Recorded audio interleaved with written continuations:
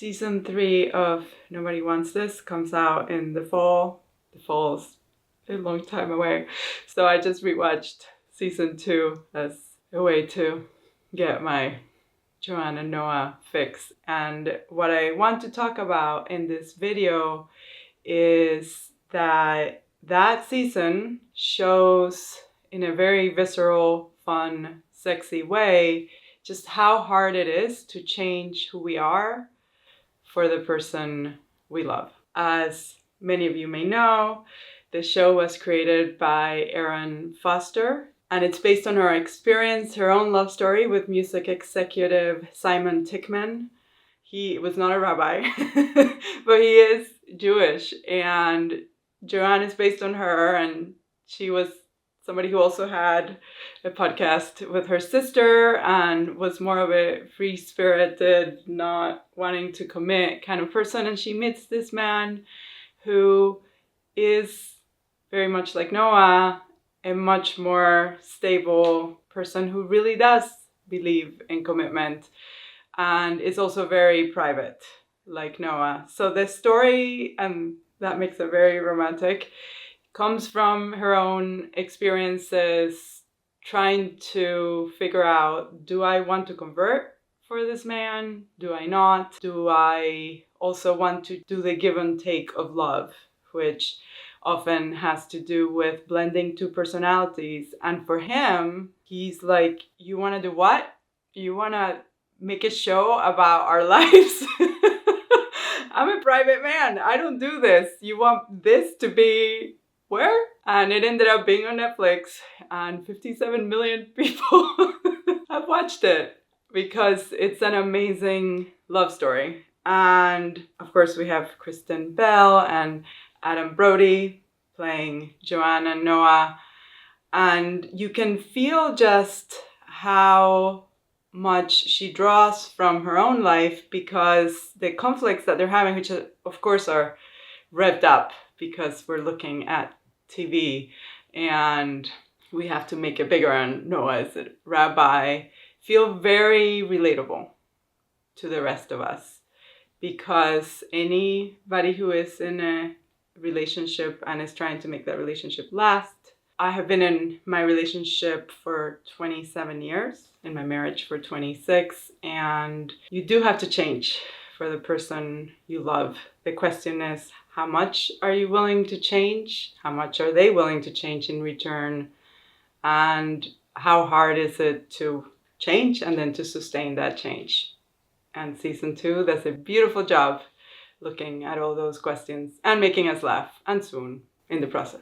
The biggest question in Nobody Wants This season 2 is whether Joanne is going to convert to Judaism. They left it kind of open in the very romantic finale of season 1, where he was like, look, I want you no matter what. And she was like, well, I might yet convert. As it opens and they have the most disastrous dinner party in history, they realize that they both somewhat misunderstood each other. He understood that she was definitely going to convert. She was just going to take her time. And she understood that it was okay for her to be who she was. And if she never converted, then she never converted. However, he is a rabbi. And for those of you who may not be familiar with Judaism, though you probably are if you're watching this, Judaism is a matrilineal religion. So if you have a male who has a baby with a gentile, his children will not be Jewish. And he feels a deep calling to Judaism as a way of being, but he also feels that they need to repopulate their people because Holocaust, many other things that have deeply curtail those numbers, and it really complicates their ability to be together if she will not convert, because he, the rabbi, will not have Jewish children, but also because he sees himself as an example to his congregation of how to live. Whereas for her, she has grown up with deeply selfish and dysfunctional parents who are completely delightful in the show to watch. They are some of my favorite characters. Her mom, played by Stephanie Farisi, had all the professions in the world, stuck with none of them. And that made Joanne also try to figure out what her identity was. And she went to 4 different high schools, which really spooks Noah. This idea that he is falling in love with a person who doesn't seem to have grown up with any stick-to-itiveness in her upbringing and doesn't seem to have any of her own. Now she's faced with religion and with respecting it enough that she feels like she's not just going to convert for him. She wants to do it right, but it's almost like she's been forced to see colors for the first time. Her whole life has always been black and white, but you can't define what colors is.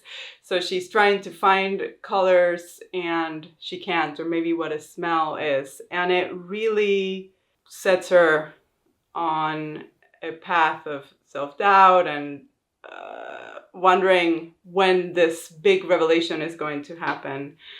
And there's a festival called Purim, and basically Noah claims people call it Jewish Halloween, but it is a moment where everybody gets dressed up and there's a load of drinking and what is hidden becomes revealed. And they've set their hopes that her Judaism will be revealed during this amazing, wonderful event with great outfits. Of course, she's Cinderella, he's Dracula, they look amazing. And it becomes revealed for her mom. She decides that she is Jewish, and she, at least for the season, does seem to stick to it. Her mom is Jewish. It only sets Joanne more on a path of self-doubt, thinking that she can only get there with this basically lightning strike that her mother has, and she's not having that. So as the season explores whether we can change, it's also doing an exploration of how do we become something that we were truly never raised to be, to the point that we don't understand what we're looking for. How do you develop faith and a sense of conviction in something somewhat mystical, like a religion, when you never had that at all as you were growing up? It makes for a great comedy, but it's also big philosophical questions that the show answers. In season 2, while Joanne is going through her own conversion journey, Noah is also having a hell of a change that he has to work through. Pretty early on in the season, he learns that they can't just wait for his girlfriend to figure out whether she's going to feel those feelings. So they pass him up for the big head rabbi promotion at his temple, Temple High. This is a temple that he's been going to since he was a boy. He knows everybody there. He has been dreaming of having that job from as long as he can remember. Ouch. It's so painful. And they bring in a guy who's also named Noah, whose name is Big Noah because he's taller, who is a bit of an ass, except that he gives the best sermon ever that everybody gets moved by, including our Noah. And that tells Noah that he can't stay in that temple, which is such a painful journey for him. So for a while, he is just very charmingly unemployed. That creates some tension for them. But the real tension comes when he finds himself at Temple Aava. The rabbis are Neil, Seth Rogen, and Cami, Kate Berlant, and they make Judaism feel like the most light of religions. They're like, oh, if there's a movie premiere for a film you love, of course you miss Shabbat, forget it. And they love him because, Adam Brody, he's very handsome and he's charismatic, but they don't really want him to do what he does. He suddenly finds himself being too conservative for his own temple because they hired him right away to be their head rabbi, but they have zero interest in letting him be the head rabbi and changing the way that they do things. They just want this very handsome figurehead. It's really hard for Noah, who deeply believes in what Judaism can do for people. He believes in the traditions, he believes in thinking, he believes in working through ethical questions. And he realizes that if he is going to end up with a woman who doesn't convert, and that might be Joanne, this might be the only place for him. And it's a place that is asking him to give up his life's calling, or to alter it to such a way that it becomes unrecognizable. And it's just gut-wrenching to watch. It's funny, of course, it's a Seth Rogen, right? Like, it's hilarious the way that they take him down, but it does really make us wonder, how much can we give up for the person we love? How much can we change the institutions we work for? What is the price of being with someone who's different from you? And are you willing to pay it? And for how long? It makes for a great comedy, but again, this show always has some really deep currents underneath that make us wonder about the cost and rewards of love. Besides converting to Judaism, Joanne has another big journey to undergo in season 2. And it's the fact that she hasn't been in relationships for too long a time, because she's always changing, and she has like a cool core to her that makes a lot of the things that someone like Noah wants seem uncool. And the episode where they focus on that conflict is the one about Avi loves smoothies, who is played by Leighton Meester, who happens to be Adam Brody's wife. He is asked to do a baby naming, and it turns out to be Abby's baby. And Abby is someone who used to be very good friends with Joanne and Morgan when they were little, but she cut off the hair of Joanne's American Girl doll, and she's never been forgiven.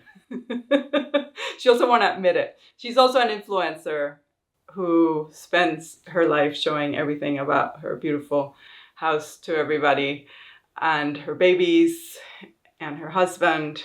And this totally rankles Joanne, but of course she has to come to make fun of Abby. And as you can imagine, what happens is that as they come together, Joanne begins to realize that the things she's making fun of because they are the things she wants. She doesn't want them, as she said, as annoyingly as Abby performs them, but it does do something amazing for Joanne, which is it causes her to realize that these things that she has always made fun of, she's made fun of them because she didn't have them when she was a little girl, and she couldn't dare want them because they weren't going to come her way if she, in fact, tried to have them. But now she has a chance of actually having them, and she realizes just how much she does want them. The question is, can she have them? Because in order to have these things, she needs to work it out with Noah. And Noah is in a moment where he's beginning to doubt that she is going to actually be stable enough to be with him, that she can actually stick to their relationship. And they have a conversation about it, and she tells him that the dream is wanting to have sex with someone who makes you feel safe. Very Joanne. And she has that with him. So why would he ever imagine that she would let go of it? It makes for great dialogue, but it also gets us to wonder, when we find a person we love, can we actually keep them?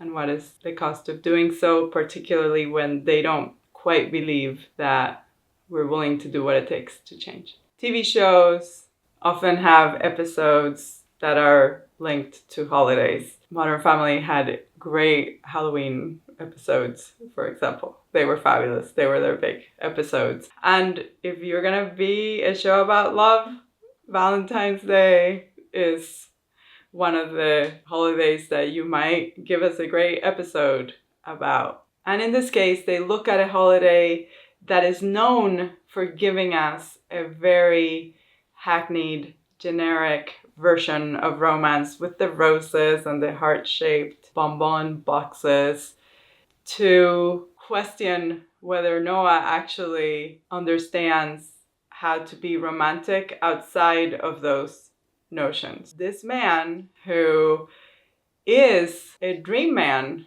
throughout most of the days of the year, suddenly starts performing Valentine's Day like it was written by one of the screenwriters from the Hallmark Channel. He has them take a bike ride where they're both in tandem bikes, but she ends up getting her makeup all messed up. He gets bubbles so they can have a bubble bath, but with bubbles. It's such a off-putting thing for her, especially when she realized that the gift that he has given her is a necklace that says Joanne on it, but it's the exact same necklace that he gave Rebecca, his ex. Of course, that one said Rebecca because she would know because she's been spying on Rebecca online. It starts to dawn on her that he is just playing the part of boyfriend for her, and she wants him to do romance for Joanne, not generic romance. She realizes, because somebody called to her podcast, that Noah does things like bringing your mother flowers or visiting your grandmother in the hospital that he doesn't think are signals of I want to be with you, and then he'll break up with you the next week because he doesn't think the relationship is serious. To him, that's just what a good man would do, especially a rabbi. Of course, you're going to visit your girlfriend's grandmother in the hospital, even if you just see this as a very casual relationship. So as they are trying to figure out whether they are going to stay together, it makes her ask herself, am I going to change religions and go through all this existential angst I've put myself through for someone who's just seeing me as one more girlfriend that he's just going to eventually walk away from? It's a question we ask, especially as we're trying to change our identity, which again is part of being in a long-term committed relationship. We do wonder if it's worth it, particularly if we're not sure if the person is all in. It's a wonderful exploration of all of those insecurities that come with love and a takedown of generic romance. As the season comes to a close, Joanne's conversion question remains very much up in the air, and she tells Noah that don't they both deserve to be in relationships where they get to be who they are? Why does she have to change? This leads to them splitting up because he can't be with her if she doesn't convert, and he doesn't want to force her. It's devastating, and I actually, don't get mad at me, wanted them to just split them up for the end of the season. Just let them split up. They split up all the couples, Morgan and Dr. Andy, and they split up Sasha and Esther. They split up everybody, and I was like, yeah, split them. Let them just think about it. But that's not the choice Erin Foster made. Instead, she has Joanne run into Esther, who's all a mess because, again, she's decided to leave Sasha Esther, played by Jackie Tohn, who steals every scene she's in. Esther's like, oh, you look terrible, let's do you. I don't want to talk about me. And Joanne is like, look, I can't do this. I couldn't convert. And the worst part is that I'm going to miss Shabbat. And I'm going to miss saying poo poo poo to stuff that scares me so it will go away. Esther just turns to her and she's like, look, you're overthinking it. Judaism is just a feeling. And all those little things are the feeling. And then she goes on to explain to Joanne that she is very Jewish. She's obsessed with her dysfunctional family. You can't stop her from getting what she wants. She wanted Esther to like her. Well, Esther likes her and she's funny. Humor is part of Judaism. And it was such a beautiful moment because this thing that she was thinking would be lightning strikes on you and this very mystical realization just turns out to be a collection of small gestures and connections and ways of relating to other people, and she has them. Oh, it's just a glorious scene. And it reminds us that some of our biggest struggles in life don't get solved by one big moment, but they happen incrementally, and sometimes we don't even know that we're moving in that direction. Sometimes it happens without us even knowing it, which is a good lesson to remember as we find ourselves in the muck of our own conversions to whatever we need to convert to get to the happiness we deserve. The last episode of season 2 is called When Noah Met Joanne, obviously. It's a play on When Harry Met Sally, and as with When Harry Met Sally, in its iconic ending, Noah goes off and starts seeing in his mind's eye, in our screen, all the amazing moments that he spent with Joanne, culminating with the incredible first kiss they had. That is one of the greatest first kisses in all of TV and movies. And Joanne, having realized that she is willing to convert, also has her own moment where she's running after him, and she also, of course, is thinking about the kiss.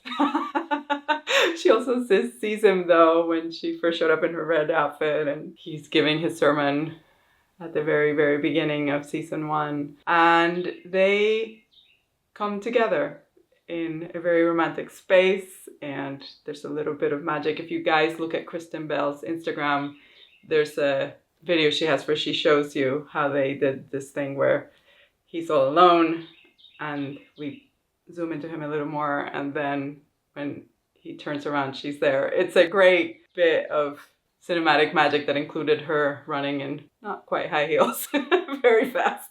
They kiss. He's like, "You're my soulmate.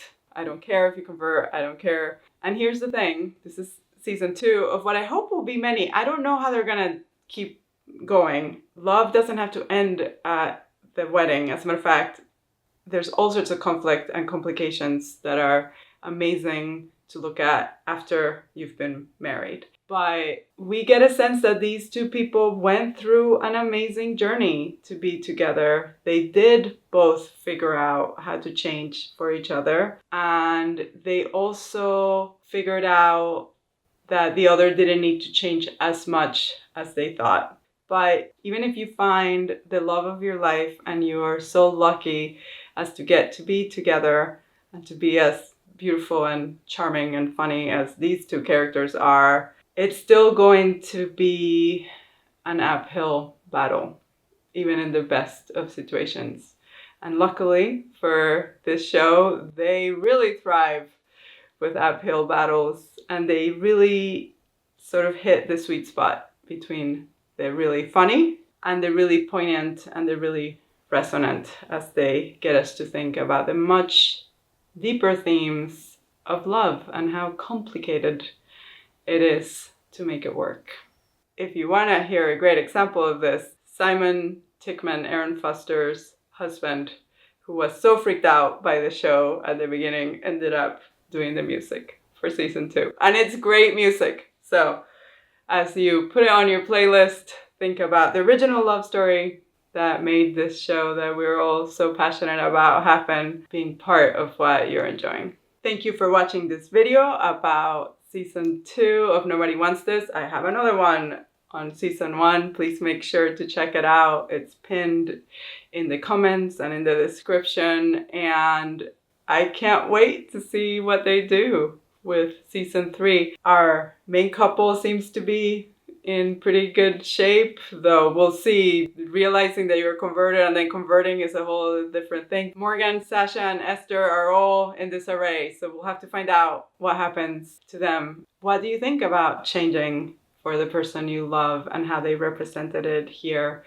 And what was your favorite episode? And what do you think is going to happen in season 3? Thank you for watching, and please like, share, subscribe, and comment.